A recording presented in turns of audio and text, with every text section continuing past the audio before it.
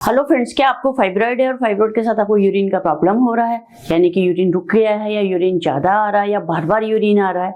तो क्या आपको ये कंफ्यूजन है कि फाइब्रॉइड के कारण यूरिन की समस्या हो रही है या यूरिन का अपना कोई अलग से प्रॉब्लम है।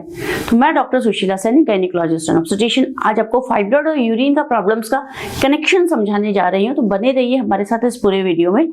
सबसे इंपॉर्टेंट बात है कि फाइब्रॉइड जब भी बच्चेदानी के आगे वाले हिस्से में होता है तो ब्लैडर की तरफ यानी पेशाब की थैली की तरफ होता है और उसको इरिटेट कर सकता है।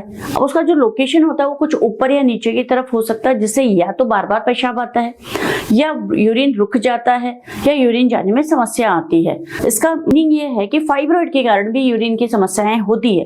अब फाइब्रॉइड का साइज कितना बड़ा है, फाइब्रॉइड का लोकेशन क्या है और आपको कितने समय से ये प्रॉब्लम चल रही है। दूसरा, यदि आपको ओरिजिनली यूरिन का कोई इन्फेक्शन है या पथरी है या यूरिन में और कोई समस्या है तो दोनों समस्याएं कंबाइंड भी हो सकती है और उसकी वजह से आपको ज्यादा समस्या आ सकती है। अब जब भी आपको यूरिन की समस्या है, यानी कि आपको यूरिन जाने में समस्या आ रही है, बार बार यूरिन आ रहा है या आपको यूरिन जाने में यानी कि उतरने में तकलीफ आ रही है, तो आपको सबसे पहले डॉक्टर के पास पहुंचना होगा।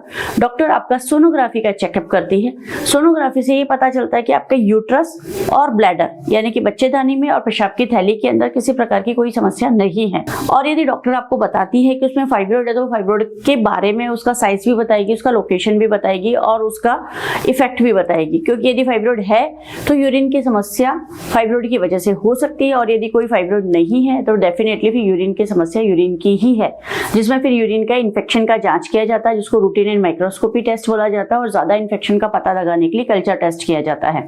कल्चर टेस्ट यदि नेगेटिव आता है, जिसकी रिपोर्ट हमें 72 आवर्स के बाद में मिलती है, तो आपके कोई इन्फेक्शन नहीं है। और यदि पॉजिटिव आता है तो यानी कि यूरिन के अंदर इन्फेक्शन है, तो आपको इन्फेक्शन की दवाई देनी पड़ती है। क्योंकि कई बार यूरिन के इन्फेक्शन के सिम्टम भी इन्हीं सिम्टम से मैच होते हैं, क्योंकि उनमें भी बार बार पेशाब होता है, यूरिन जाने में पेन होता है और आपको कई बार यूरिन उतरने में तकलीफ आ जाती है।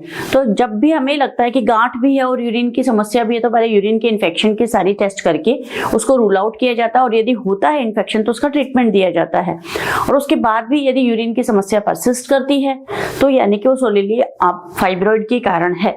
तो अब जब आप फाइब्रॉइड का ट्रीटमेंट ले लेंगे तो ही यूरिन की समस्या खत्म होगी। कई बार हमारे पास पेशेंट जैसे पेशाब बिल्कुल नहीं उतर रहा 2 दिन से 1 दिन से और बहुत ज्यादा पेट में दर्द लेके पहुंचते हैं और जैसे उनको पेशाब की नली डालते हैं यानी कि कैथेटर डालते हैं तो उनका दर्द भी चला जाता है, यूरिन भी उतर जाता है और वो रिलैक्स भी हो जाती है। ऐसी स्थिति में उनका तुरंत ऑपरेशन हमें करना पड़ता है ताकि उनको दोबारा से यूरिन की समस्या ना हो।